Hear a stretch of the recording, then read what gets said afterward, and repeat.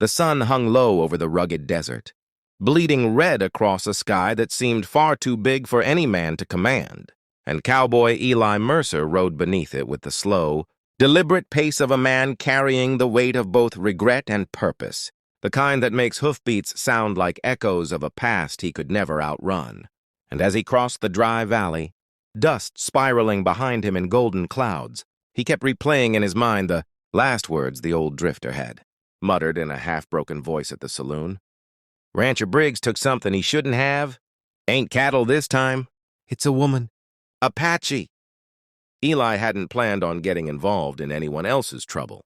Not after everything he'd seen, everything he'd done, but the way the drifter spoke, the way fear trembled in that man's eyes. Something in Eli's gut twisted tight, because deep down he had never been able to walk away from someone suffering. Not even when doing so cost him more than he wanted to remember.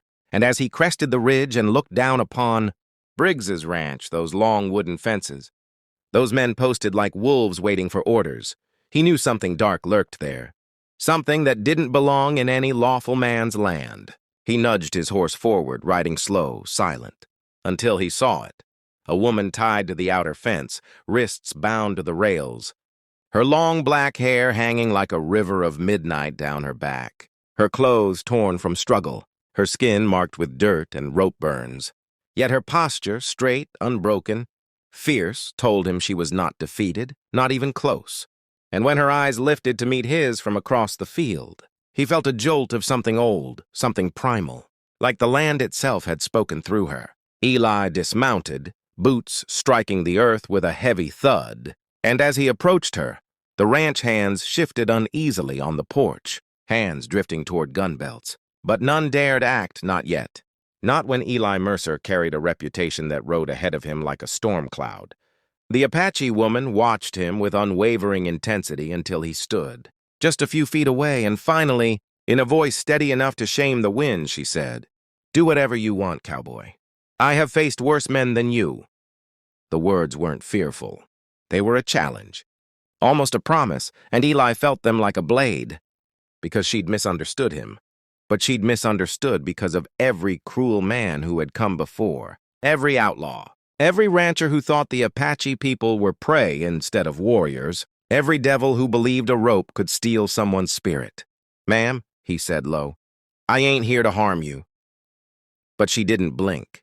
She simply stared deep into him, searching for truth, searching for motive, and for a moment he wasn't sure if she could see more of him than he wanted. Anyone, too, his mistakes, his grief, his failures.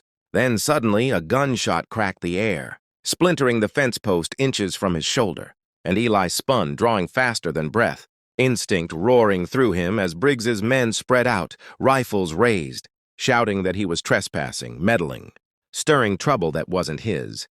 But Eli had no patience for men who tied a woman like an animal, and as he stepped in front of her, shielding her with his body, he shouted back that if they wanted a fight, they'd better shoot straight because he wasn't moving. The Apache woman's eyes widened, not with fear, but shock, confusion. Perhaps even a flicker of hope she refused to admit, and though she didn't speak, Eli sensed something change between them, something fragile but real, as if she'd just realized that help sometimes comes from the unlikeliest souls. The standoff stretched long and tense, until the ranch door swung open and Rancher Briggs himself emerged, swaggering with arrogance, chewing on a piece of straw like he owned every breath in the territory, and he sauntered toward them with a lazy grin, boasting that the woman was a thief, a trespasser, a savage he'd caught sneaking onto his land. But Eli recognized lies when he heard them, and the woman did not flinch, did not deny, did not look away. She simply watched. Briggs with a hatred so sharp it could have cut the ropes that bound her. Eli warned Briggs to release her, to end this peacefully. But Briggs laughed loud enough to rattle the windows, mocking him, telling him this had nothing to do with him, that Eli Mercer had no right to interfere, no right to save a woman whose tribe, according to Briggs, had raided his supply wagon, stolen his cattle, attacked his men.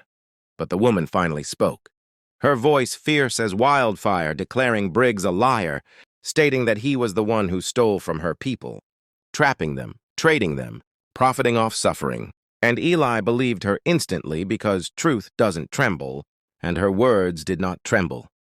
More men poured out, hands twitching over triggers, the air thickening with desert heat and the scent of imminent bloodshed. And Eli knew he stood at the edge of something big, bigger than a simple rescue, bigger than one rancher's cruelty, something tied to the land, to the tribes, to the broken law that governed these parts. And just as Briggs ordered his men to seize Eli, something happened that none of them expected. The earth rumbled faintly, so faintly only Eli and the woman noticed. And she whispered, "They are coming." Briggs froze, eyes narrowing in confusion. But Eli felt it, the presence building behind him, hidden by the canyons. Shadow, and he knew that chapter 1 of this story had not even begun to scratch the surface of what awaited. Before the chaos could erupt, the woman leaned toward Eli and murmured, "If you are not with them, untie me, and if you are with them, kill me now." And in that moment, Eli Mercer understood that fate had dragged him to this place. Not by accident, but by design, and no matter the cost, no matter the blood or danger ahead, he would not walk away from this woman, not now, not ever. He reached for the ropes deciding his path, and as his fingers touched the knots, the world behind them exploded with motion. To all viewers following this Wild West saga, don't forget to hit that subscribe button so you never miss the next chapter. The story is only getting wilder, deeper, and more intense from here.